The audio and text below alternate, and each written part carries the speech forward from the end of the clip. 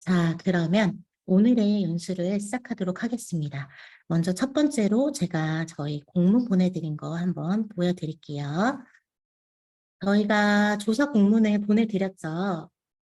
보이시나요? 네. 조사 공문을 보내드렸어요. 2023년도 상반기 대학 교육편제단 조사 안내라고 해서 저희가 12월 6일자로 보내드렸어요. 이 공문을 다 받으셨을 텐데요. 여기 보면은 뭐 일정, 그다음 대상, 방법, 그다음에 책자, 우편 수령 신청과 모니터 안내를 드렸어요. 일정이 저희가 12월 29일 잠시만요. 네. 12월 29일 목요일부터 2월 17일까지 일정 안내를 드렸어요. 그런데 조사 내용별로 일정이 다르니까 고침 이외에 상세 일정을 반드시 확인하셔라 라고 안내를 드렸습니다. 이 내용 뒤에 부침 문서를 같이 보면서 다시 설명을 드릴게요. 조사 대상은 대학 정보공시를 하는 학교 그리고 평생교육시설을 포함해서 총 426개교 원래는 이 평생교육시설에 대해서 별 문의가 없으셨는데 가끔씩 아주 가끔씩 문의가 와요. 어떤 문의가 오냐면 우리 여기 땡땡 대학교의 평생교육원인데 저희도 조사 대상인가요? 라는 문의가 오거든요. 대학에 설치되어서 운영되고 있는 평생교육원은 거의 조사 대상이 아닙니다. 신경 쓰지 않으셔도 되고요. 조사 대상 학교에는 따로 그 기관별로 공문이 나가니까 그렇게 알고 계시면 될 것 같아요. 저희가 조사는 대학 정보 공식 입력 시스템을 통해서 온라인으로 하고 있고요. 그다음에 책자 수령은 이거는 끝났고 그다음에 저희가 부침 문서를 또 보내드렸어요. 거기에 이 공문 내용에 대한 세세한 안내가 되어 있었을 텐데요. 그거도 한번 같이 보여드릴게요. 부침 문서 보이시나요, 선생님들? 네, 부침 문서에 보시면 지금 저희 조사 개요, 그다음에 조사 내용 그다음에 뒤쪽에 조사 일정이 상세하게 나와 있어요. 지금 공유가 다시 끊긴 것 같은데. 네, 네. 여기부터 다시 볼게요. 조사 개요를 한번 살펴볼게요. 저희는 대학 학부과 전공 교육편제단위 표준분류 체계 업무관리 지침에 따라서 조사를 하고 있고요. 조사 대상 총 426개교, 조사 데이터는 공시자료 및 유관기관의 통계조사 시에 학교 정보와 학부과 전공 정보로 연계를 해서 활용하고 있습니다. 저희가 조사하는 내용은 크게 학교 정보와 교육 편제 단위 정보. 교육 편제 단위가 무엇이냐? 제가 원활한 연수의 진행을 위해서 저는 비디오를 좀 끄고 진행을 해볼게요. 교육 편제 단위 정보가 뭐냐? 학과. 학교에서 쉽게 말씀하시는 학과 또는 뭐 전공, 계열, 학부라고 명칭하는 그런 교육 편제 단위 정보. 크게 학교 정보와 학과 정보로 나눠서 조사를 하고 있고요. 학교 정보에서는 학교 개황, 그다음에 대학원의 신설 폐지로 나눠서 조사를 하고 있습니다. 교육 편제 단위 정보는 단일 교육 과정이 존재하는 세부 전공 단위까지 등록이 권고된다라고 빨간 걸로 저희가 표시를 해드렸는데요. 이게 무슨 말이냐 하면 예전에는 만약에 예를 들어서 학교에서 경영학부라고 운영을 하고 있었어요. 경영학부 아래 하위 전공으로 경영학 전공과 경제학 전공 두 개가 있었어요. 근데 학교에서 내부적으로는 세부 전공 두 개를 운영을 하지만 사실상 통계적으로는 경영학부 하나만 가지고도 다 통계를 관리할 수가 있어서 굳이 두 개 세부 전공의 코드를 따지 않고 그거에 그 정보를 입력하지 않고 그냥 경영학부 하나로만 코드를 따서 그쪽에 다 통계자를 입력하면서 사용을 하셨던 경우가 있는 거예요.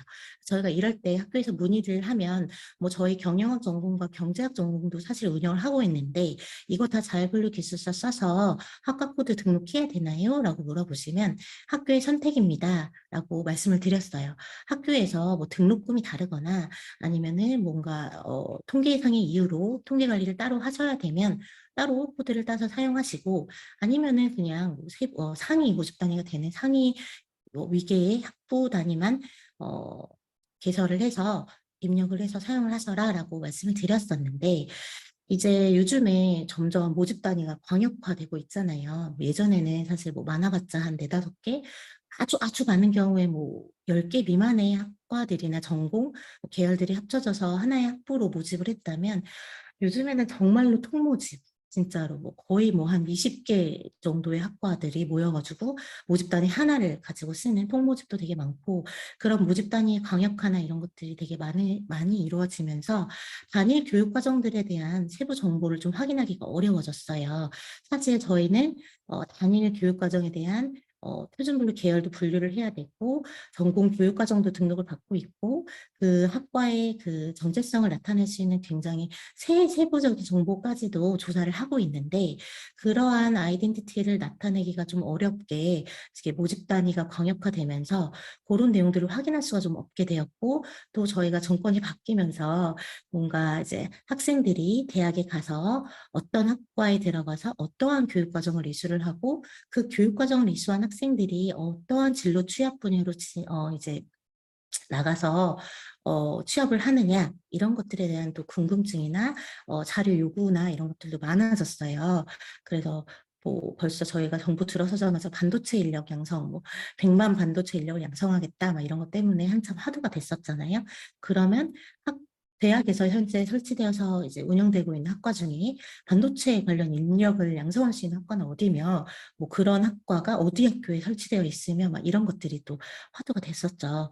그래서 교육부에서도 계속 이제 이런 요구가 들어오고 있고 사실은 외부에서 기업체라든지 뭐 이런 기관이라든지 공공기관이라든지 이런 데서도 우리 기관에 우리 기업에 어떤 학교에 무슨 과를 졸업한 학생들이 이제 들어오는데 그 학생들이 도대체 수업 연한 동안에 뭘 배우고 왔느냐 어떤 전공 과목을 이수하고 왔느냐 이런 것들을 궁금해 하시거든요. 그래서 그런 것들의 요구가 계속 들어오는 관계로 저희가 이제는 예전에 권고사항이었던 세부 전공 단위까지의 등록을 이제 저희가 이번에는 조금 강요를 하게 되었어요. 네, 이렇게 문장으로는 권고를 드렸지만 사실 가능하시면 아주 부득이한 사유를 제외하고 나서는 학교에서 사용하고 있는 세부 전공 단위까지 설치해서 운영하고 있는 세부 전공 단위까지 이번에는 자율분류기술서를 통해서 작성을 해주셔서 코드를 좀 발급 받으시기를 권고를 드리겠습니다. 교육 편집단 정보는 크게 미개편학과, 그다음 개편학과, 융합편향이 있는 학과, 이번에 시범조사하는 복합편향 있는 학과, 그다음에 대학 입학 전형 시스템 모집단위 코드 부여까지 이렇게 저희가 이제 나눠서 조사를 할 예정인데요. 미개편학과 중에 기존 학과라 함은 기존에 이제 등록되어서 운영되고 있는 교육 편제 단위의 정보들을 좀 확인해 주시고 요 편제 단위에도 뭐 교육 속성이나 일반 속성의 변경이 있으면 변동을 진행을 해 주셔야 됩니다. 꼭 자율분류 기술서를 쓰지 않더라도 요 부분 이제 진행을 해 주셔야 되고 이따 뒤에서 한번 말씀드리겠지만 이번에는 개편이 없는 학과에 대해서도 교육 과정이 아마 저희가 추가되는 내용들이 있어서 한 번씩은 다 미개편 학과에 대해서도 뭔가 수정 작업이 이루어져야 될 것 같아요. 미개편 학과의 두 번째로 폐지된 학과가 있는데요. 이거는 기존의 폐지해서 운영하고 있던 학과의 존치 여부, 계속 올해도 존치를 해서 통계 관리에 코드를 사용할 건지 아니면 이제 교원도 없고 뭐 재학하고 있던 학생 다 졸업했고 수료생으로 남아있어서 앞으로 졸업할 학생도 없고 앞으로 발생할 재적 학생조차 남아있지 않다 하면은 이제 올해는 이 폐지학과에 대해서 미존치 처리를 해주시면 돼요. 이것도 뒤에서 한 번 더 설명을 드릴게요. 그 다음에 개편학과, 개편이 있는 학과예요. 개편이라 하면 저희 표준분류 조사에서는 크게 5가지로 나눠서 보고 있는데요. 신설이 되거나 통합이 되거나 분리되거나 변경되거나 폐지되는 것. 개편학과에 대해서는 이 교육 편제 단위에 대해서 자율분류 기시서를 작성하고 제출을 해주셔야 합니다. 그 다음에 융합 현황이 있는 학과. 교육 편제 단위가 융합 속성으로 판단되는 경우 융합 여부 및 융합 현황을 입력해 주셔야 되고 이것도 자율분류 기술서를 통해서 처리하실 수 있는 작업이에요. 그 다음에 저희가 올해 복합 현황을 시범 조사를 할 예정인데요. 기존에 이거는 융합 학과로 제출한 학과 중에서 이게 사실은 그때 복합 현황을 조사를 할 수가 없어서 저희가 약간 우겨 넣어서 융합으로 우선 조사를 했지만 융합보다는 약간 복합의 조건에 더 부합하는 경우에 이 학과들을 이제 복합 여부 및 복합 현황을 좀 입력을 받을 예정이에요. 이거는 기존에 융합으로 등록된 교육 편제 단위가 있는 학교에 대해서만 저희가 한정적으로 시범 조사를 할 예정이기 때문에 대상 교회는 별도로 안내를 드릴 예정이에요. 이거는 안내 간 학교에서만 살펴봐 주시면 될 것 같습니다. 저희가 마지막으로 대학 입학 전형 시스템 모집단의 코드 부여. 요 작업이 뭐냐면 대학 내 입학 관련 부서에서 대교협 및 전문대교협의 입학 전형 지원 시스템에 아마 재작년에 2년 전에 대학 입학 전형 계획을 등록할 때 사용한 임시 코드가 있었을 거예요. 그 임시 코드에 이번에 조사를 하면서 새로 발급된 진 코드, 각 코드와 진 코드를 매핑하는 작업인데요. 요것도 뒤에서 자세하게 설명을 드릴 테니까 여기서는 이렇게 넘어가도록 할게요. 어, 저희가 조사하는 내용은 이렇게 안내를 드렸고요. 저희가 조사 일정이 앞에 이제 나왔었잖아요. 앞에 12월 29일부터 2월 17일까지 약 한 달 반 정도 조사를 한다라고 이제 말씀을 드렸는데 여기 이제 들어오신 분들은 2월 17일이 마감일이 아니라 머릿속으로 생각을 해주셔야 될 것 같아요. 사실상 실질적으로 저희가 얘기하는 마감일 그 편제단위 조사의 진짜 메인을 담당하고 있는 부분은 자율분류 기술서를 제출해 주시는 부분이거든요. 이 자율분류 기술서 제출이 시간이 좀 걸려요. 그리고 제출을 하시면 바로바로 그냥 뚝딱뚝딱 해결이 되는 게 아니라 제출하면 저희 센터에서 검토하고 또 심의가 필요한 경우 심의 상정하고 학교에서 만약에 심의 결과가 조정으로 나왔는데 이의신청하실 거면 이의신청도 하셔야 되고 그 자율분류 기술서 제출부터 코드 확정이 되기까지 1년의 과정에 이 소요 일자가 좀 있어요. 그래서 조사 마감에는 또 자율분류기수가 막 하루에 막 몇백 건씩 쏟아지기 때문에 검토 기간만 해도 시간이 좀 걸립니다. 그래서 이 일정이 1월 27일까지 제출 마감이에요. 선생님들 이제 내년 달력 한 번씩은 다 펼쳐보셨죠? 그쵸? 내년에 1월에 뭐가 있죠? 구정 연휴가 있어요. 1월에 벌써 셋째 주에 구정이 있기 때문에 1월 27일이지만 사실상 저희가 업무를 할 수 있는 그런 날짜는 3주 정도 이제 바짝 업무를 하셔야 될 거거든요.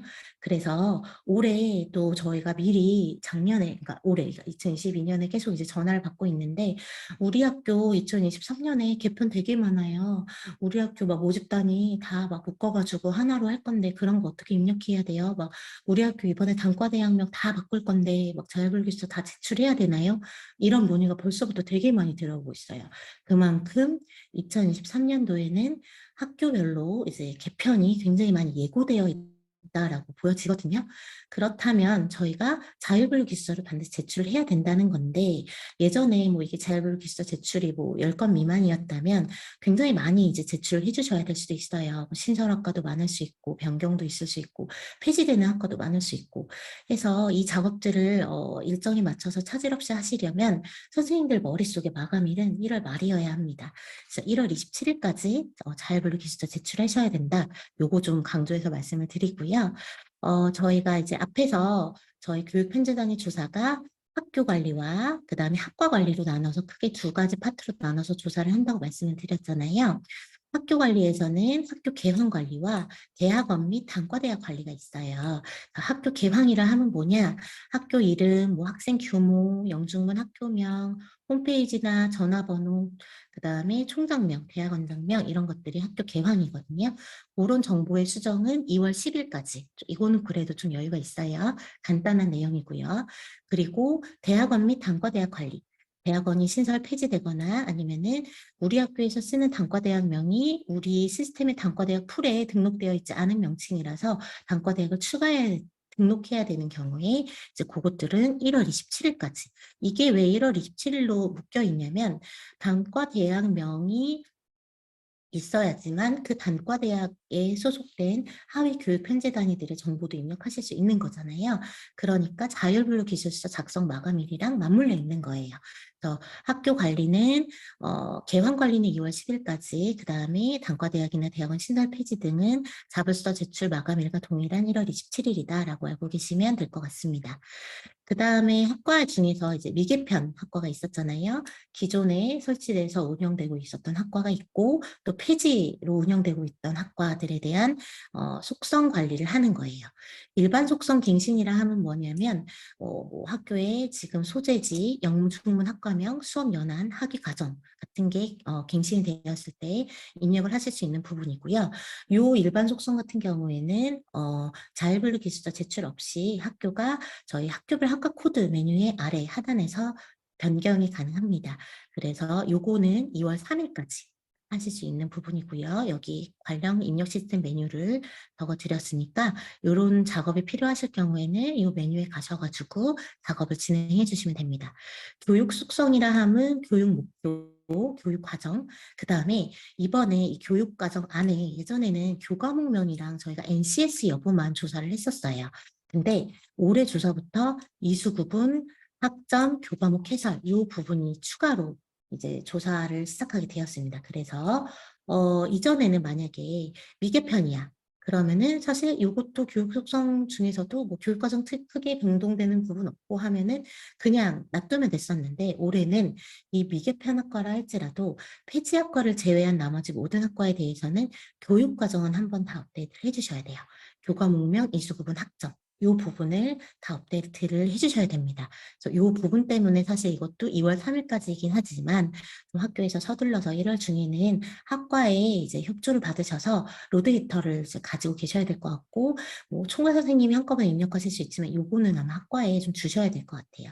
학과에 요거 입력을 좀 부탁을 드려서 거기에 따른 뭐 학과 담당자의 권한을 주신다거나 하는 업무들이 조사 시작하기 전에 또는 조사 시작 초반에 잘 세팅이 되어야 될 것 같습니다. 그 다음에 폐지학과 재설치 신청이라는 게 있는데요. 요거 뒤에서 한 번 더 설명을 드릴게요. 입력 시스템에 폐과로 등록되어 있는 교육편제 단위로 학생을 재모집하는 경우에 폐지학과 재설치 신청 요것도 2월 3일까지 해주셔야 되고 폐과 존치관리 이 폐과가 존치되어서 통계에 계속 사용할 거냐 아니면은 미존치로 이제 통계에서 제외할 거냐를 여부를 이제 결정하는 건데 그것도 2월 3일까지 해주시면 됩니다. 그 다음에 자율분류기술서 제출 아까 말씀드렸듯이 1월 27일까지 개편이 있는 학과, 융합 정보를 입력해야 되는 학과, 복합 정보의 시범조사 대상으로 선정된 학과, 그 다음에 조정된 심의 결과에 대해서 이의 신청을 하는 것도 27일까지만 저희가 받을 거예요. 그리고 자율분류기술서 심의 결과가 1월 27일 전에 다 나온 데에 대해서는 대학의 확인 처리도 1월 27일까지 진행을 해주시기를 이거는 2월 3일까지네요. 네. 요때까지 제출을 다 하시고 거기에 따른 심의 결과가 나오면 거기에 따른 확인 처리를 2월 3일까지 이렇게 학과 관리까지 한번 훑어봤고요.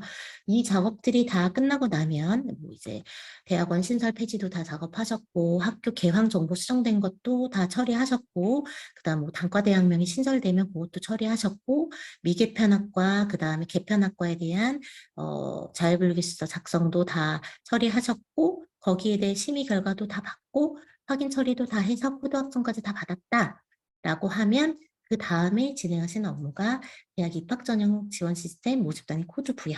요거는 뒤에서 자세하게 설명을 드리도록 하겠습니다. 요것도 2월 3일까지 일정만 한번 봐주시고요. 그 다음에 요거까지 다 끝났으면 형식 검증 하시는 거예요. 형식 검증을 통해서 입력 내용의 오류 여부를 확인을 하셔야 되고요. 요거는 관리자 선생님만 가능하십니다. 그래서 학교에 보면은 권한이 두 개가 있어요. 표준분류 같은 경우에는 표준분류 대학 관리자가 있고 표준분류 대학 사용자가 있어요. 요거는 대학 관리자 권한을 가지신 분들만 이 형식 검증을 하실 수 있다라고 안내를 드립니다. 요것도 2월 10일까지 진행을 해주시는 거고 이 형식 검증까지 다 끝내고 이제 남은 일주일 동안 최종 자료 제출 최종 자료 제출 확인서 출력하시고 담당자 서명하시고 그 다음에 그 확인서를 붙인 문서로 한 최종 자료 제출 결제 공문 총장 직인이 있어야 되고요. 그 공문을 이제 시스템에 업로드해 주시는 작업이 마지막 일주일 상간에 이루어지는 거예요. 실질적으로 이제 학교에서 변경되는 부분 또 기존 정보 확인 이런 것들은 거의 2월 3일 정도까지는 이제 끝난다고 보시면 되고 그 뒤에 일정은 이제 입력된 정보 확인해서 오류 없는지 확인하고 최종 자료 제출 자료 준비하셔서 또 결제 받으시는데도 시간이 걸리시잖아요. 그래서 공문 결제 받아서 업로드하는 기간이다. 사실상 1월 말에서 2월 초 17일까지가 이제 조사 마감이고 그다음에 2월 중순까지 2월 17일까지는 마무리를 해 주시는 단계다라고 알고 계시면 될 것 같습니다. 네. 그래서 일정과 그다음 저희 조사에 대한 안내는 여기까지 하고요.